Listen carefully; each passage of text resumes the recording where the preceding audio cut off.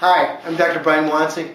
Welcome to the Cornell University Food and Brand Lab. Here we do studies that show why people eat and what they can do to really easily make small changes to eat better. Today we're looking at soup. How do you know when you're full? In one study we did, we asked 150 Parisians, how do you know when your dinner is over? The typical person said, I would know that my dinner's over when I feel full. Okay, when I no longer feel hungry. Other people said when food no longer tastes good. We asked 150 Chicagoans the same question. They said, I know that I would be through eating dinner when my platter bowl was empty, when everybody else was through eating, or when the TV show I was watching was over. We're wondering what happens if your plate never does empty. That's what we're looking at today. We're doing an experiment called the Bottomless soup bowl. It's a recreation of something we did a couple years ago, and we're going to see if things have changed. Okay. Now, one of the things that we're doing, we're going to be inviting people in a few minutes for a soup dinner. Now, this looks like a normal table with normal soup bowls.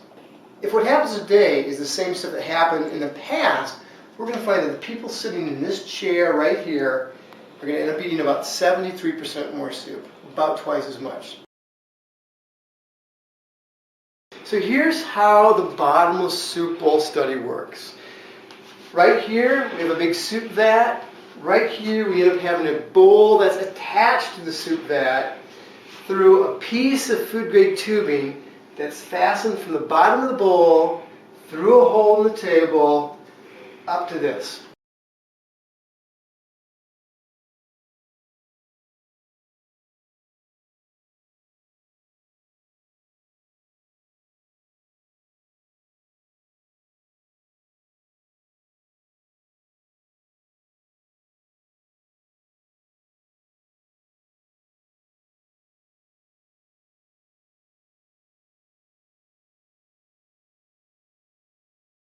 Take a look at this.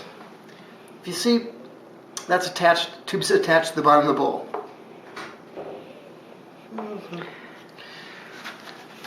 This tubing goes from underneath the bowl over to the big pot of soup, up through a hole in the table, and here we are. Until this person eats 6 quarts of soup, they will never be full because it's been gravity fed from this big vat into this little bowl. They could be here for 3 days, but until they eat 6 quarts of soup, they'll never see the bottom of that bowl.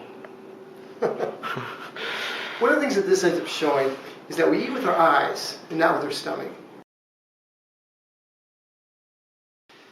We've done this with over 160 people, and what we find time and time again is that people get so caught up with talking with their friend or watching television or doing whatever they're doing that they will continue to eat until we stop them. And when they finish, they'll have eaten about 73% more than the person around on the other side of them. But if we say, are you full? They'll say, no, I mean, how can I be full? I still have a bowl of soup left. That's the problem with eating with our eyes. One real easy solution to avoid eating with our eyes is to make sure that at least at some point we dish out exactly what we think we're going to eat. And then we eat from that dish or that bowl. We don't eat out of a bottomless bag. We don't dish ice cream of a bottomless ice cream container. But we dish it out, put it in our own plate or bowl, take that into the other room, sit down, and eat that. That's one of the best ways to avoid eating with our eyes, not with our stomach.